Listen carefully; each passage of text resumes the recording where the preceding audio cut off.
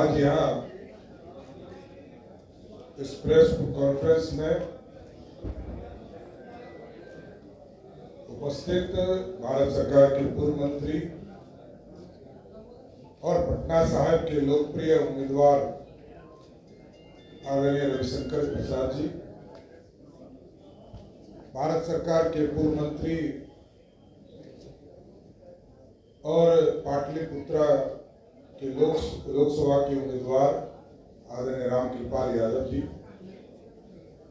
आदरणीय राजेंद्र गुप्ता जी, रणवीर नंदन जी, संजय टाइगर जी, दानिश इकबाल जी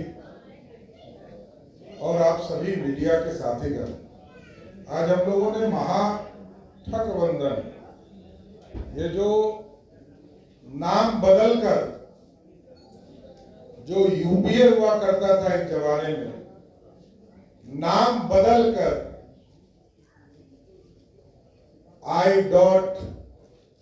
I.N.I.India का जो फुल फॉर्म बनाया है, ये पूरी तरह ये नकली राष्ट्रवाद दिखाने का प्रयास है। और ये लोग भारत को श्रेष्ठ करने के लिए नहीं बैठे, ये भारत को तोड़ने वाले संगठन के लोग हैं। और आपने देखा होगा कि कई संगठनों ने अपने बयान जब घोषणा पत्र जारी किया, उसमें स्पष्ट हो गया। कुछ लाल झंडे के लोगों ने तो यहां तक कहा कि जो परमाणु हथियार हमारे पास है, जब हमारी सरकार बनेगी तो हम इसको समुद्र में डाल देंगे।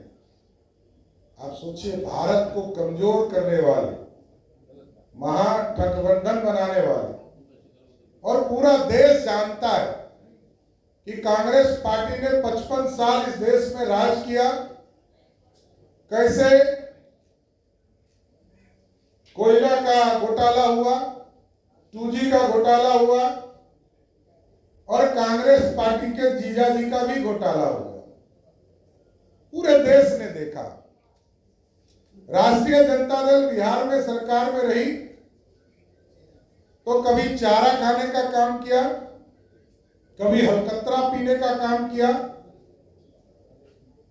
और आज तो सिर्फ और सिर्फ परिवार के लिए लालू प्रसाद जी का जीवन ही समर्पित है। कोई बिहार के कल्याण के लिए कोई काम लालू प्रसाद जी ने लंबे समय तक बिहार की राजनीति में काम किया, लेकिन कभी गरीबों का चिंता नहीं किया। और बिहार में घोटाला का सीरीज बन गया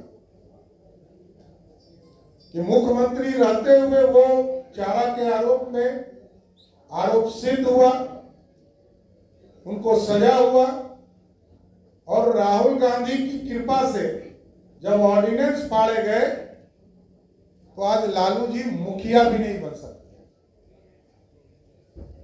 एनडीए के साथियों ने तो जो प्रमाण दिया उससे स्पष्ट था कि लालू जी ने भ्रष्टाचार और घोटाला किया। तो आज स्पष्ट है कि ये पूरी तरह गठबंधन के पूरे डिटेल में हम लोगों ने जो कांग्रेस के पाप हैं इसको बताने का काम किया। चाहे वो आपको याद होगा कि 83-84 में जो दंगे हुए इस देश में, दंगे में पूरी तरह कांग्रेस का हाथ रहा। बिहार में भागलपुर का दंगा हुआ, उसमें कांग्रेस पार्टी का हाथ रहा। जबकि एनडीए की सरकार बनी तो दंगे में जो लोग थे उनको सजा भी देने का काम किया गया और उनको मुआवजा भी देने का काम किया, जिन लोगों के ऊपर एक तरह से अत्याचार हुआ। तो साथियों, एकदम स्पष्ट है कि ये राजद की लूट और भ्रष्टाचार ये पूरी तरह एक एक देश की जनता जान रही है और सब समझ चुके हैं। इस भारत में एक ऐसे प्रधानमंत्री आज हमको मिले हैं, आदरणीय नरेंद्र मोदी जी के नेतृत्व में भारत भी श्रेष्ठ हो रहा है और प्रदेशों की सरकार को भी श्रेष्ठ बनाने का काम किया जाए। और आप लोगों ने देखा कि 2004 से लेके 14 तक जब बिहार में सरकार और देश में सरकार चल रही थी, तो बिहार जैसे राज्य को 13 फाइनेंस में जितनी राशि मिली मात्र 7,000 करोड़ रुपया।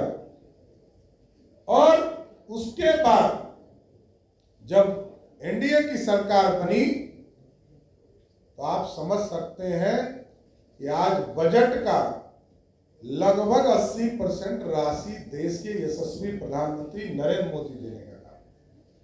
2,78,000 करोड़ का बजट है बिहार का, जिसमें लगभग 2 लाख करोड़ रुपया भारत की सरकार सहायता करती है, असिस्टेंट देती है, टैक्सों से आता है। आप सोचिए कि बिहार जैसे प्रदेश को विकसित बनाने में नरेंद्र मोदी जी की सरकार है। लेकिन कांग्रेस पार्टी एक तो परिवारवाद में विश्वास करती है, दूसरा जो राष्ट्रीय जनता दल उनके गठबंधन के लोग हैं वो पूर्ण रूप से सिर्फ एक परिवार के प्रति ही पूरा जीवन है, कोई दूसरा कुछ नहीं। इसलिए आज इस पूरे एक पूरा ब्रीफ आपको उपलब्ध कराया गया है कि ठगबंधन के लोग पूरी तरह भारत को लूटने का काम करेंगे, नौजवानों को ठगने का काम करेंगे और नौजवानों को यह दिखाया जा रहा है कि हमने ही काम किया है। आप स्वयं जानते हैं कि उनके युवराज, राजद के युवराज जिस डिपार्टमेंट में रहे एक भी सरकारी नौकरी की बहाली तक नहीं निकला। और जो पॉलिसीज हम लोगों ने बनाया 2020 में 10 लाख सरकारी नौकरी का कमिटमेंट गरीबों तक पहुंचाने का, नौजवानों तक पहुंचाने का, उसको हम पूरा भी कर रहे हैं। आदरणीय मुख्यमंत्री जी भी लगातार इसकी चर्चा कर। इसलिए साथियों, मैं यही कहूंगा कि आज ठगबंधन पूरी तरह 2024 का चुनाव हारेगा और पहले फेज का जो चुनाव हुआ इसके चारों सीट हम बड़े मार्जिन से चुनाव जीतेंगे। पहले भी जितने चुनाव को आप देखेंगे, चाहे वो एनडीए के स्वरूप में रहा हो या भाजपा अकेले लड़ी हो, पिछला तीनों चुनाव हम उन सभी सीटों पर जीतने का काम किए हैं। आगे भी 2024 का जब 4 जून को रिजल्ट आएगा, ये चारों सीट कंप्लीट एनडीए को मिलेगी और 40 में 4 अभी सिर्फ टेलर है। 40 की 40 सीट बिहार से जीतकर मोदी की सरकार बनाने का काम करेंगे। धन्यवाद।